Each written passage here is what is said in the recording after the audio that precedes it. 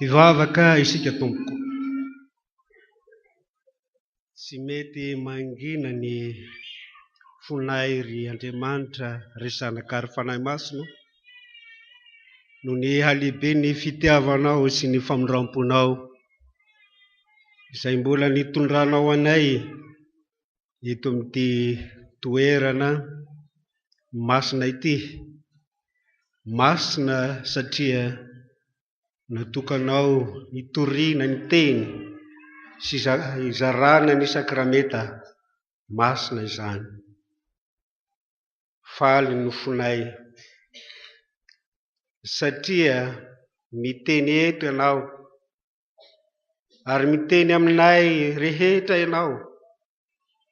Eny na dia maro azy zahay ny tonga eto dia iray ao aminao. Koa dia tsy mangina tokoa izahay misaotra anao Tompo, fa manana anao ho Tompo sy mpamonjy, mananatra sy mampianatra anay mba hahatonga anay ho mendrika ny fiantsonao, ny fandehananay, ny mahavavy olombelona anao anay amin'izay rehetra alianay ka mba ho fantatra izao tontolo izao fa mpianatra tokoa izahay. Koa engane izay rehetra tonga eto Tompo, mba samy hahatsiaro ny fiantsona ka hahatanteraka ny sitraponao. Ary raha atao eto ny asa sy fampahirezana dia mino izay Tompo fa ho lao sy ho menatra ny favalo satria efa resy ireny. Amin'ny anaranao Jesosy, amen. Dia miarahaba antsika rehetra indray Tompoko, mahatratra izao isan-keritaona eto amin'ity toby lehibe Ankaramalaza ity izay ananantsika ny faneva lehibe mitondra ny teny hoe mangataka aminareo mba handeha mendrika ny fiantsona. Manakambara amintsika ny Tompo indrindra amin'izao alohan'ny asa sy fampahirezana izao. Dia hitantsika ao amin'ny epistily voalohany soratan'ny Paoly ho an'ny Koritianina voalohany 12 ny ndininy 17 ka hatramin'ny ndininy 30 araka izay hitantsika ao amin'ny programa. Nefa tsara ovakitsika hatramin'ny ndininy 130 izany.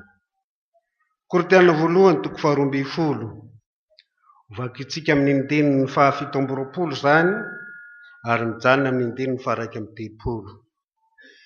Tsara raha mpitsanganana no makitsika izany amin'ny anaran'i Jesosy. Ary ianareo no tenan'i Kristy, ka samy momba ny tenany avokoa araka ny anjaranareo avy. Ary Andriamanitra efa nanindry ny sasany teo amin'ny fiangonana, voalohany apôstôly, faharoa mpaminany, fahatelo mpampianatra. Manaraka izany dia fahagagana, dia fanomezam-pahasoavana ho enti mahasitrana, dia fanampiana, dia fitondrana, dia fiteny samihafa tsy fantatra. Apôstôly va izy rehetra, mpaminany va izy rehetra, mpampianatra va izy rehetra, manao fahagagana va izy rehetra, manana fanomezam-pahasoavana ho enti mahasitrana va izy rehetra, miteny amin'ny fiteny tsy fantatra va izy rehetra, mandika teny va izy rehetra, nefa manoria fatratra ny fanomezam-pahasoavana lehibe indrindra. Ary indro izay lalana tsara indrindra no atoroko anareo. Ray Masino manamasinanay amin'ny fahamarinana, ny teninao no fahamarinana. Amen. Ry fiangonana malala, ho amin'ny rehetra ny fahasoavana sy ny fiadanana avy amin'Andriamanitra raitsika sy Jesosy Kristy Tompontsika. Amen. maro ny fampianarana na ny lateny na toriteny ka miompana indrindra amin'ny teny faneva amin'ny Efesiana 4:1-5 hoe mangataka aminareo mba handeha mendrika ny fiantsoana. Ao amin'ny epistily 3 soratan'ny apôstôly Paul ry havana dia misy teny miverimberina manambara zavatra tsara mikasika ny mahazanak'Andriamanitra isika, dia ny filazana ny mino hoe ao amin'ny Kristy Jesosy.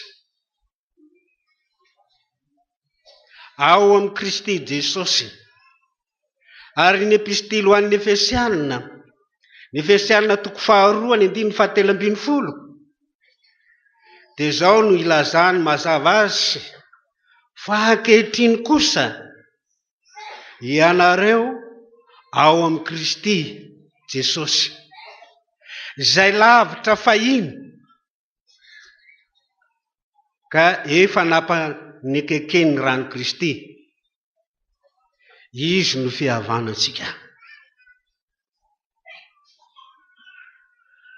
Raha ampitohizina ny teny faneva, izany teny tsara mahafinaritra malaza na manondro ny kristianina izany dia ny hoe mangataka aminareo mba handeha mendrika ny fiantsoana satria aiza ao amin'ny Kristy Jesosy. Zany teny izany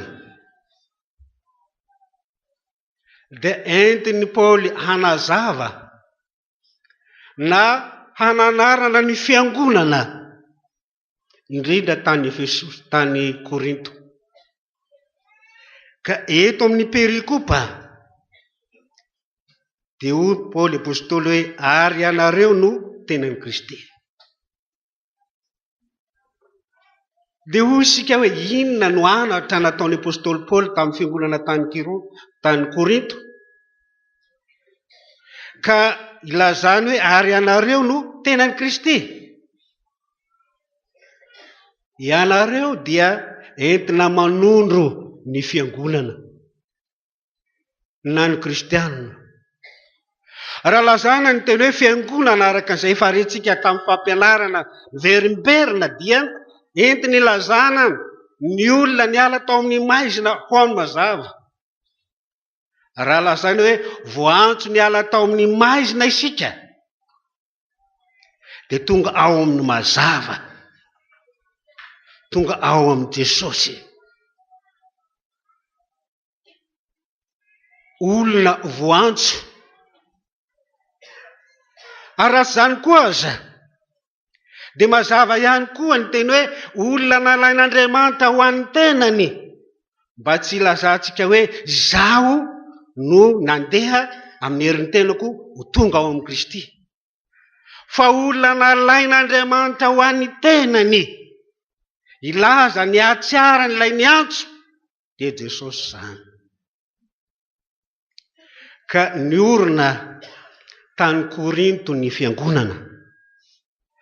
Azo lazaina fa fiangonana lehibe, ambara hoe fiangonam-pifoazana, raha izay no jerena azy, ampitahana amin'ny fiangonana eto Madagasikara, dia fiangonam-pifoazana ny fiangonana niorina tany Korinto. Kanefa indrisy ny zavatra nampalahelo ny apôstôly Paul tao amin'ny fiangonana dia izao tafiditra tao amin'ny fiangonana ny fitondran-tena maloto.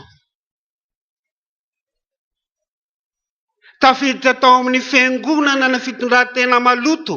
Azo lazaina hoe ny fijangajangana. Raha ny apokalipsy na ny filazantsara ny soratan'i Jaona dia ny fijangajangana na ny olona izay mitoetra tafiditra amin'izany fijangajangana izany dia izao tsy manana anjara any amin'ny lanitra fa azo lazainy hoe olona very izy. Nampalahelo amin'ny Paoly izany satria nahoana ny fiangonana dia fiangonana masina. Ary raha miteny Paoly hoe ianareo no tenan'ny Kristy na vatan'ny Kristy, dia lazaina fa ny tempolon'Andriamanitra no ampiasain'ny Paoly apôstôly ao amin'ny Korintiana 7:9 entina ilazana ny fiangonana dia ny tempolon'Andriamanitra, tranon'Andriamanitra, fonenan'Andriamanitra na ny fanan'Andriamanitra toetra ho aminy. Kanefa dia tafiditra tamin'izany fiangonana sasany izany fitondran-tena maloto izany, manimba ny tempolon'Andriamanitra izany toetra izany. Ary dia miteny mafy ny apôstôly Paoly amin'ny fiangonana izay misy izany fa izay manimba ny tempolon'Andriamanitra dia ho somban'Andriamanitra izany. Nampalahelo ny apôstôly Paoly izany tamin'izany fotoana izany. Kanefa kosa tsy tamin'izany fotoana izany ihany fa matoa mbola perikopa toriana sy ambara amintsika ankehitriny izany, dia tafiditra amin'ny fiangonana ihany koa izany ankehitriny. Ka mampalahelo ny tompo izany raha misy ny fiangonana tafalatsaka amin'izany, mampalahelo ny tompo izany satria efa ao amin'ny Kristy. Kristy tsy miala amin'ny fiangonana fa ny olona no miala amin'ny fiangonana, miala ao amin'ny Kristy no izany toetra izany. Satria nahoana? Ny fahotan'ny olona no hevitra mampisaraka ny olona amin'Andriamanitra, ka raha misy olona tafalatsaka amin'izany dia miala ho amin'izany. Tahaka ilay zanak'Adala, ny rainy tsy nahafony ny zanany fa ny zanany naditra dia niala. Hitantsika izany, porofo izany hoe rehefa niverina ihany ilay zaza dia nandray azy ihany, izany hoe ny rainy tsy nahafony ny zanany. Olona voantso isika, ka dia azo lazaina sy reharehantsika izany tonga eto fa tsy hay isika fa olona ao amin'ny Kristy. Ary ny olona ao amin'ny Kristy ao aminy no ananantsika ny fahasoavan'Andriamanitra.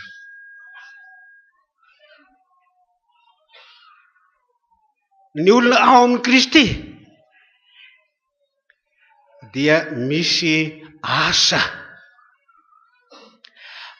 tsy maintsy ataony, asa tsy maintsy tanterahany mba hampandroso koa ny fiangonana, mba hatanteraka ny olona vonona ho amin'ny asa tsara. Dia eto amin'ny 1 amin'ny ity toko 12 ity dia ambara ny apôstôly Paoly eo ny fanomeza-pahasoavana samihafa. Ambarany eo ny fanomeza-pahasoavana samihafa nomena ny fiangonana izany, ny olona ao amin'ny Kristy izany. Ary eto ny olona ao amin'ny Kristy na dia maro aza dia iray, satria nahoana? Batisa iray ihany no nahatoy izao antsika, araka ny tenin'ny apôstôly Paoly hoe fanahy iray ihany nanaovana batisa antsika ho tena iray. Ka na dia maro aza dia iray ao amin'ny Kristy. Ary ny olona izay vita batisa dia olona milaza eo anatin'izao tontolo izao fa tena mifady ny devoly sy ny asany rehetra ary ny fombany rehetra. Zany ny olona zay vita batisa. Ary zay no maha ao amin'ny kristiantsika. Satria tena mifady ny devoly sy ny asany ary ny fombany rehetra. Ary indrindra ny nampalahelo amin'ny Paoly apôstôly noho ny fahitany ny toetra ny fiangonana tany Korintony amin'izany fitsangajangana izany. Kanefa tsy izay ihany nampalahelo ny Paoly, fa atao amin'ny fiangonana koa dia nisy ny fisarasarahana, nisy ny fitsokotokoana vokatry ny fampianarana maro samihafa.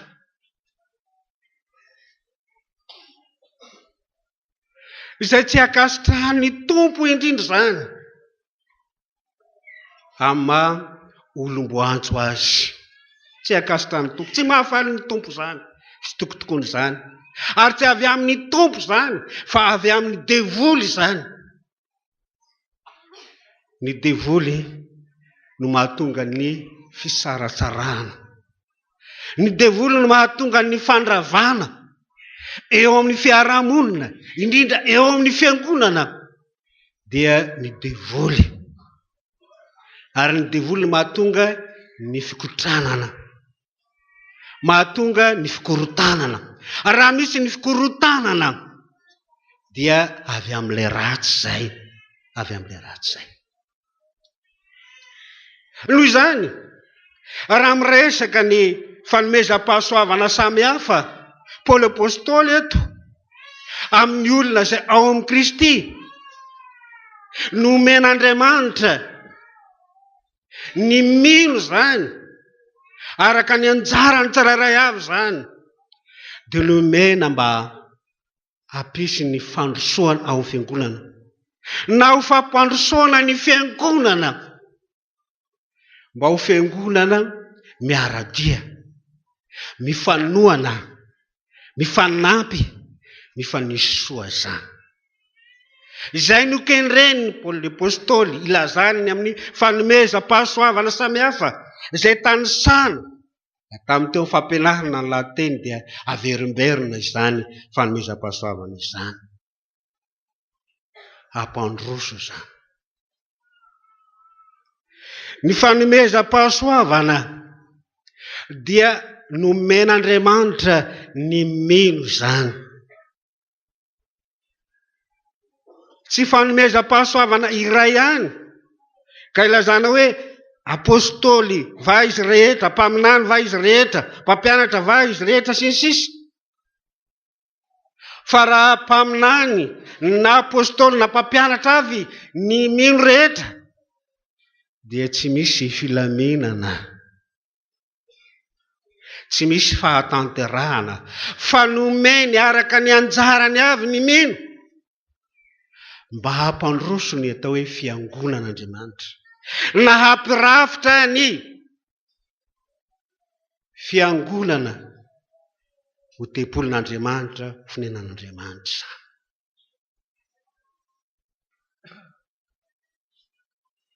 Koa eto dia ambara amintsika ao amin'ny Kristy. Raha tonga eto amin'ity toby lehibe akaramalazy ity sika, dia tsy afaka ilazany hoe izaho nomena fanomezam-pahasoavana manokana irery, fa na dia misy filazana zany hoe fanomezam-pahasoavana manokana ny apôstôly, ny mpaminany, ny mpampianatra,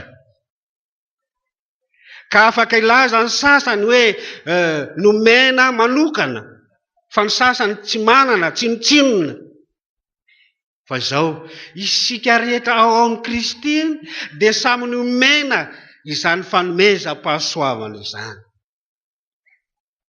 hampandroso ny fiangonana, antanteraka ny tena tranon'Andriamanitra, nomena izany. Dia manao fanoharana na ohatra na sary apôstôly Paoly amin'ny tenantsika olombelona. Ny tenantsika olombelona io dia manana ratsana maro, hitantsika eo tsy tanisana hoe ny tanana, ny tongotra, ny loha, ny maso, ny sofina. Reo dia momba ny tenantsika olombelona reo Paoly apôstôly. Ary na dia maro aza dia tsarovy fa samy manana ny asany avy ireo. Samy manana ny asany avy io manasoa nyity tena ity. Fa raha misy sampana rantana anankiray tsy miasa amin'io dia tsy mahasoa zay. Ary eo rantsana ireo dia miasa araka ny baiko ny tena izany. Dia miasa araka an'izay baiko ny tena dia samy manana ny asany avy hatramin'ny kely indrindra ka hatramin'ny lehibe. Eo rantsana io. Inona no itenenan'ny Paoly izany sary ohatra zany? Entina ilazana any Kristy sy ny fiangonana ny mino izany. Fa ny mino na ny kristiana dia ny momba ny tenan'ny Kristy. Rantsana ao amin'ny Kristy ratsamina. Ka dia miasa araka an'izay ampiasainy Kristy izany. Izany hoe Kristy no tena lazaina eto hoe Kristy ao amintsika no miasa. Ary mampiasa ireo rantsana ireo araka ny fanomezam-pahasoavana no omena ny tsirairay. Fa ny fanomezam-pahasoavana dia avy amin'Andriamanitra izany no omena ny tsirairay izany. Koa ny kristianina ny meno izay tena miray aina ao amin'ny Kristy ka mahatsiaro ny fiantsoana azy fa olona voantso izy ka ao amin'ny Kristy dia vonona amin'ny asa tsara izy. Vonona ao amin'ny asa tsara izy. Ny fanomezam-pahasoavana ato amin'ny lazain'ny apôstôly Paoly na ny boky ny epistily ho an'ny Efesiana na ny Korintiana dia fanomezam-pahasoavana ento mampandroso no antony indrindra. Fa misy zavatra anankiray averimbery ny Paoly apôstôly koa ao, dia ny fanomezam-pahasoavana dia ny hoe ny teny tsy fantatra izay nipohitra tao amin'ny fiangonana tany Korinto zany. Dia ny heveriny sasany io no lehibe sy ambony indrindra. Fa tsy io no ambony ny teny apôstôly Paoly. Ary zany koa misy eto amin'ny fiangonana misy eto Madagasikara na ao amin'ny fiangonana misy asy misy anao. Ka mety mahatonga fahagagana ho an'ny maro na fisalasalana ho an'ny sasany. Ary fampitandremana ho antsika io na dia voalaza ato aza fa fanomezam-pahasoavana anankiray ny teny tsy fantatra. Raha misy zany amin'ny fiangonana ankehitriny dia aoka handinika sy eritreritra ihany tsika. Fa ny apôstôly Paoly raha mandinika amin'ny perikopitsika dia toa sady mandrary izy nefa tsy mandrary. Fa zao no izy. Ny amin'ny teny tsy fantatra ho izy Paoly apôstôly. Dia zao. Aleo teny 5 fantatry ny saiko ka ampianarako ny olona. Toy izay teny ray alina nefa tsy fantatra izany. Satria nahoana? Ny teny tsy fantatra dia tsy mampandroso ny hafa fa iny rery. Izay no ambarany azy. Tsy mampandroso ny fiangonana fa azy rery zany. Ka raha misy zany disy Andriamanitra ao amin'ny mangina ihany. Fa raha lazaina tsotra zany eo amin'ny lafin'ny fiarahamonina indrindra amin'ny jentilisa dia raha misy olona azo ny teny tsy fantatra dia mety ho gaga izy hoe verisainy olona io, adala nga olona io. Fa raha ny fitorian-teny na ny fitoriana ny filazany tsara araka ny maha-apôstôly na mampaminany na mampianatra azy dia azony maro. Tahakitsika zao afaka miaino tsara, afaka mandinika tsara, afaka mandray tsara satria fampianarana anao. noho izany dia ambarany apôstôly Paoly aoka handinika tsara ny amin'izany. Ry havana malala ao amin'ny tompo,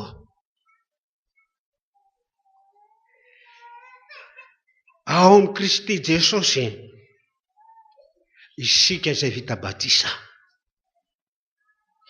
ary zany no anafatafarany apôstôly Paoly iangaviany hoe mangataka aminareo mba handeha mendrika ny fiantsoana satria ao amin'ny Kristy.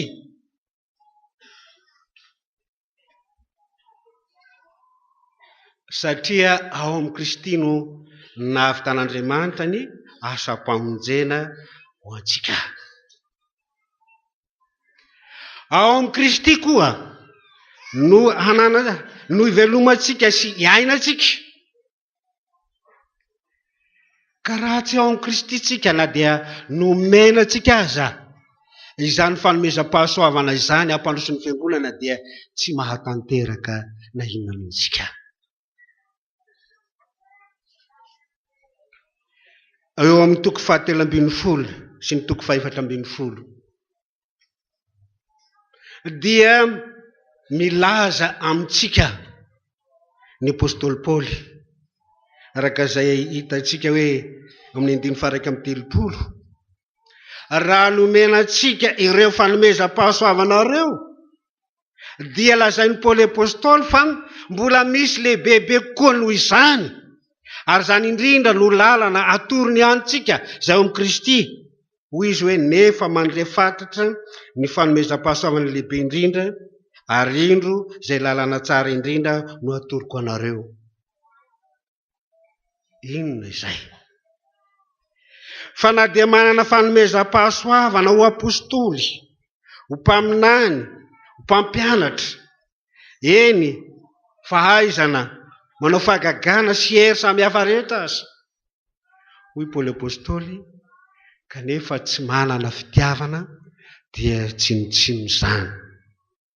Satria ireo fanomezam-pahasoavana voalaza sy voatolonareo dia hitsahatra sy fonareo. Fa ny maharitra mandrakizay kosa dia ny fitiavana. Ny fitiavana lazaina eto dia ny fitiavan'Andriamanitra raisy ny mino na azo ny mino ao amin'ny Kristy Jesosy izany.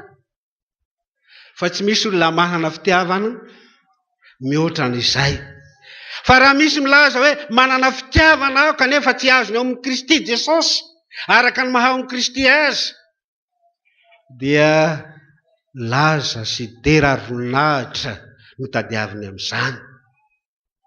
Ka zany no mahatonga ny apôstôly Paoly hitanisa na ilaza amin'ny toko 7:10 hoe na dia miteny amin'ny fitenin'ny olona sy ny anjely aza kanefa tsy manana fitiavana dia tonga varahana maneno sy kopasana mikaratsana. Ary na dia manana faminaniana aza aho ka mahalala ny zava-miafina rehetra sady manana ny fahalalana rehetra, ary na dia manana ny finoana rehetra aza ka mahafindra ny tendrombohitra kanefa tsy manana fitiavana dia tsinotsinona. Ny fitiavana zany no fototra indrindra hatanterahana ny amin'ny fitiavan'Andriamanitra hampandroso ny fiangonan'Andriamanitra izay andrasany amintsika mba ho mpanompo mahatoky mandra-piavy ny tsara, ny velona sy maty dia ny fitiavana izany. Io no takiny amintsika izay ao amin'ny Kristy dia ny fitiavana. Satria izany fitiavana azontsika ao amin'ny Kristy izany no ananantsika fahavononana ka mahatanteraka ny tenin'ny tompony hoe mandehana atao mpianatra ny firenena rehetra, mandehana mitoriany filazantsara amin'ny olombelona rehetra, dia satria ny fitiavana n'Andriamanitra ao amiko sy aminao araka ny mahatempolan'Andriamanitra anao. Io no manery antsika handeha. Io no manery antsika hanao asa tsara. Io no mahatonga antsika hanana fahavononana ho vonona ao amin'ny asa tsara ka tsy azon'izaniza tohaina izany. Reo fao ny fitiavan'Andriamanitra izay. fa rehefa tsy fitiavan'Andriamanitra tahaka izany raisinao Jesosy Kristy dia zao tsy mahavita na inona ka dia mahatonga ny hoe ranona tarihany dia nafana folobe kanefa tsy hita izy ranona riny isan'ny mpitory ny filazantsara kanefa nakaizy izy ny fitiavan'Andriamanitra raintsika ao amin'ny Kristy no faharetany indrindra amin'ny fitoriana ny filazantsara satria nahoana ny fitiavana dia maharom-po sady mora fanahy ny fitiavana lazana eto dia fitiavana tsy mialona ny fitiavana lazana eto dia fitiavana tsy mirehareha ny fitiavana lazana eto dia tsy manao ny tsy mendrika tsy mitady ny azy ny fitiavana lazana eto dia tsy mora tezitra tsy manao otro-po tsy mifaly noho ny tsy marina ataon'ny olona fa miara-mifaly amin'ny fahamarinana kosa noho izany ary havana raha misy olona tsy manana izany fitiavana izany dia mahantra loatra izy manana ny fahatihatoka izy dia hoy ny apôstôly Paoly eo amin'ny 4:10 hoe miazaha mitady ny fitiavana raha tsorona akaikaiky koa angamba dia mahafehy koa ny teny hoe mizaha mitady an'Andriamanitra satria Andriamanitra dia fitiavana ary izay mitady azy dia mahita azy ary rehefa mahita azy dia manana fanoloran-tena izany nahatonga ny apôstôly Paoly rehefa nahita ny tompo izy dia nanahoana tsy izaho tsonosy ny velona fa Kristy ny velona ao anatiko ary izany no fifalian'ny Paoly apôstôly ka nahatonga azy nandeha nitory ny filazany tsara ombeny ka na dia niatrika fahoriana samihafa azy sakasakana samihafa azy dia izy hoe velona dia amin'ny Kristy maty aho dia ao amin'ny Kristy satria ny fitiavany Kristy no maniry azy ho amin'izany izany ary dia eto ny faneva miangavy mitalao amintsika ao amin'ny Kristy ny hoe mangataka aminareo mba handeha mendrika ny fiantsoana ho tsaroantsika fa olom-boantso isika ho tsaroantsika fa tsy haitsika fa ao amin'ny Kristy ka raha miala etsika naiza aleantsika motsika dia mba homendrika ny fiantsoana tokoa isika rehetra hitazan'ny olona rehetra ny mahaizatsika ao amin'ny Kristy ka masitona na misitona ny olona mba hiaraka amintsika koa handeha hanao mpianatra ny firenena rehetra fandrao tsy ho zany fa mampalahelo ny tompo raha tonga etsika ka miteny amintsika zao faneva eo mandehana mangataka aminareo mba handeha mendrika ny fiantsoana kanefa tsy izany no hita amintsika raha miala eto na eo amin'ny fitafy na eo amin'ny fitenenana na eo amin'ny asa tsy hita izay mahamendrika ny fiantsoana fa eto isika ao amin'ny Kristy no mampiariary indrindra ny ao amin'ny Kristy antsika isika ao amin'ny Kristy izay manana izany fitiavana izany noho izany ary eo am-pamaranana dia tsaroa fa tiatsika Jesosy ary raha tiatsika Jesosy isika koa tokony tia satria nanolotry ny ainy teo amin'ny hazojaliana noho ny fitiavana atsika fa fonombolam-panotsika dia maty hamonjitsika Kristy engany isika rehetra ary mba ho samy izany tokoa ka raha ny tompo dia mba ho mpanompo mahatoky voninahitra ho an'Andriamanitra ray izay fahazy hatramin'ny taloha indrindra ka ho mandrakizay mbola hivavaka isika. Misaotra anao Jesosy no ny teny izay nomena ho anay. Aringana izahay Jesosy mba hitena ho velona ao aminay mandrakariva ny hoe ao aminao izahay, ao amin'ny Kristy izahay, miaraka aminao izahay ary izay aminao. Ary raha atao eto ny asa Jesosy dia ny devoly, ny asany sy ny fombany rehetra dia roana tanteraka eto, fa kosa ianao Jesosy no anjaka amin'ny fiainanay. Dia misaotra anao Jesosy. Amen. Mitsangana resy ny fitahina. Ry fiangonana malala ho amina rehetra eny amin'ny fahasoavan'i Jesosy Kristy Tompo sy ny fitiavan'Andriamanitra Ray ary ny firaisana amin'ny fanahy masina. Amen.